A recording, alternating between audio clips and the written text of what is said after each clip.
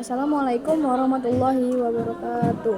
Perkenalkan, saya Pelisa Dwiti Amandasari dari kelas 12.1 akan menjelaskan makalah fisika yang berjudul Radiasi Gelombang Elektromagnetik dan Teori Relativitas dengan guru bidang studi Riwi Kadarti SPD.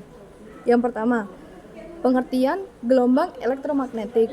Gelombang elektromagnetik adalah gelombang yang tidak memerlukan medium untuk perambatannya dan bersifat transversal. Namun, gelombang ini termasuk dalam gelombang magnet, gelombang medan, dan bukan gelombang mekanik atau materi. Yang kedua, ciri-ciri gelombang elektromagnetik. Yang pertama, tidak memerlukan medium dalam perambatannya. Yang kedua, mengalami fenomena yang serupa pada gelombang pada umumnya, yaitu difraksi, interferensi, polarisasi, pembiasan, dan pemantulan. Yang ketiga, energi yang dibawa sebanding dengan besarnya frekuensi. Yang keempat, medan listrik selalu tegak lurus terhadap medan magnet dan sefase. Yang kelima, cepat rambat gelombang elektromagnetik hanya dipengaruhi oleh sifat-sifat listrik dan medan magnetik yang ditempuhnya. Hubungan panjang gelombang, cepat rambat gelombang, dan frekuensi. Untuk mencari periode, kita dapat menggunakan rumus periode sama dengan 1 per frekuensi. Yang ketiga, untuk mencari panjang gelombang, kita dapat menggunakan rumus panjang gelombang sama dengan cepat rambat gelombang dikali dengan periode. Yang keempat, energi gelombang elektromagnetik. Aliran energi gelombang elektromagnetik dapat dinyatakan dalam daya persatuan luas. Seperti gambar yang dapat kalian lihat, huruf S menyatakan aliran gelombang elektromagnetik dan huruf E menyatakan arah medan listrik dan yang B menyatakan arah medan magnet. Persamaan umum gelombang elektromagnetik dapat kita cari dalam rumus E sama dengan Mx sin K X min Wt. Dan rumus yang kedua, B sama dengan Bmax dikali dengan sin Kx min Wt. Cari frekuensi. Kita dapat mencari dengan kecepatan cahaya pada vakum dibagi dengan panjang gelombang. Untuk mencari K, kita dapat menggunakan rumus 2V per panjang gelombang. Untuk mencari kecepatan sudut, kita dapat menggunakan rumus 2V per periode. Atau bisa juga menggunakan rumus 2Pi dikali F. Nilai laju energi rata-rata yang mengalir tiap satuan waktu. Terdapat dua rumus intensitas, yaitu yang pertama, intensitas sama dengan setengah dikali E kuadrat maksimal dibagi dengan permeabilitas. Yang kedua, intensitas sama dengan setengah dikali dengan C dikali dengan B kuadrat maksimal dibagi dengan permeabilitas. Yang keempat, hukum Maxwell. Hukum Maxwell sebelum tahun 1885 terdapat 3 hukum. Yang pertama, hukum Ampere, yang kedua, gerak gaya listrik, yang ketiga, hukum Faraday. Pada tahun 1885, Maxwell menambahkan satu prinsip, yaitu perubahan fluks listrik yang dapat menimbulkan medan magnet.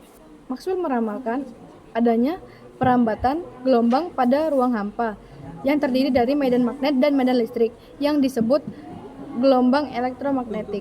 Yang kelima, spektrum gelombang elektromagnetik.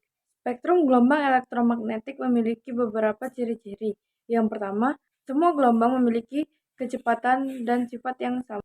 Frekuensi dan panjang gelombang dari masing-masing gelombang berbeda-beda. Makin ke kanan, frekuensi dan energinya semakin besar, tetapi makin ke kiri, panjang gelombangnya makin besar.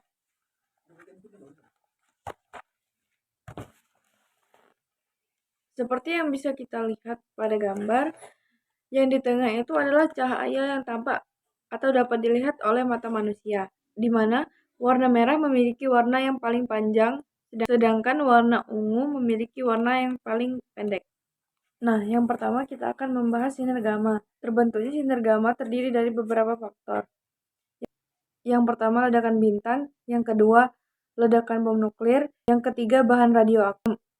Yang keempat, gelembung energi dan pusat galaksi. Yang kelima, bintang yang terhisap oleh black hole. Lalu adapun manfaat sinar gamma. Yang pertama, membunuh bakteri dan membunuh sel kanker atau tumor. Yang kedua, mensterilisasi makanan dan minuman. Yang ketiga, mensterilkan peralatan dokter sebelum melakukan operasi. Dampak negatif yang disebabkan oleh sinar gamma adalah yang pertama merusak satelit dan atmosfer. Yang kedua, menyebabkan kematian terbesar jika terjadi perang nuklir. Yang kedua, kita akan membahas sinar X. Sinar X adalah sinar yang terbentuk karena adanya eksitasi elektron yang bergantung seberapa besar energi yang diberikan sehingga perlu untuk mempercepat elektron. Yang ketiga, kita akan membahas sinar ultraviolet. Sinar ultraviolet terbentuk karena adanya radiasi termal yang disebabkan oleh cahaya matahari. Nah, sekarang kita akan masuk pada materi teori relativitas. Dalam teori relativitas terdapat dua postulat.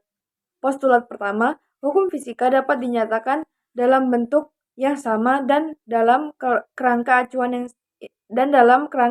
inersial yang sama. Postulat yang kedua, kecepatan cahaya pada ruang hampa sama besar untuk semua pengamat, tidak tergantung dari keadaan pengamat itu. Kecepatan cahaya di ruang hampa yaitu sebesar 3108 meter per second. Yang kedua, transformasi Lorentz. Transformasi Lorentz adalah suatu transformasi koordinat yang menghubungkan kerangka acuan inersial S dengan kerangka acuan inersial S aksen yang memenuhi persyaratan relativitas khusus Einstein. Selanjutnya, kita akan membahas akibat dari postulat Einstein. Kecepatan relatif itu memenuhi persamaan, yaitu V aksen sama dengan V1 ditambah V2 dibagi dengan 1 ditambah V1 dikali dengan V2 per C. Hal ini untuk mencari kecepatan benda relatif terhadap pengamat yang bergerak.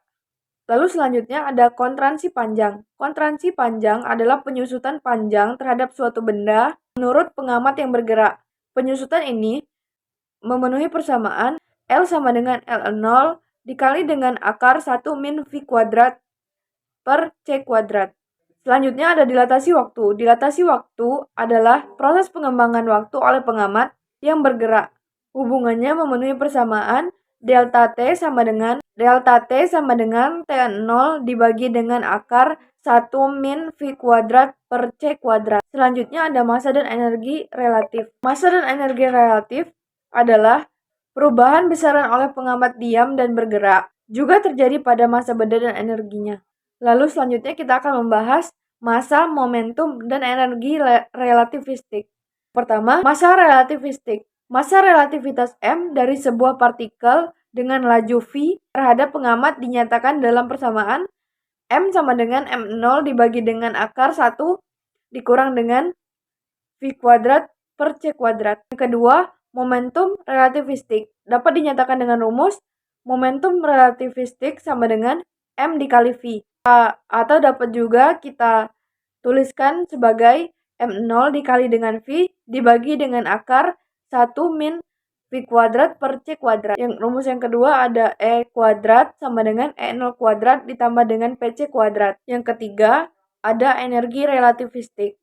Energi relativistik adalah usaha yang bekerja pada partikel sama dengan perubahan energi kinetik pada partikel tersebut. Energi kinetik pada keadaan diam hingga mencapai kecepatan tertentu dapat dirumuskan sebagai V sama dengan ds per dt. Kesimpulan yang dapat kita ambil dari kedua materi tersebut adalah yang pertama, gelombang elektromagnetik. Gelombang elektromagnetik terdiri dari medan listrik dan medan magnet yang berubah secara periodik dan serempak dengan arah getar tegak lurus satu sama lain, dan masing-masing medan tegak lurus arah rampat gelombang. Kesimpulan untuk teori relativitas adalah teori relativitas Einstein muncul dari kesenjangan mekanika Newton tentang perilaku zat atau iter.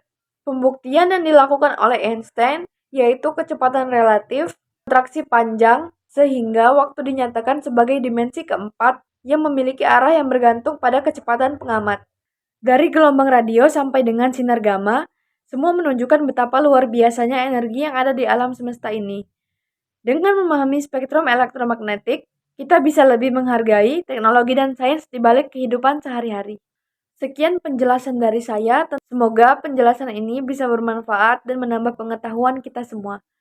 Terima kasih atas perhatiannya, saya akhiri. Wassalamualaikum warahmatullahi wabarakatuh.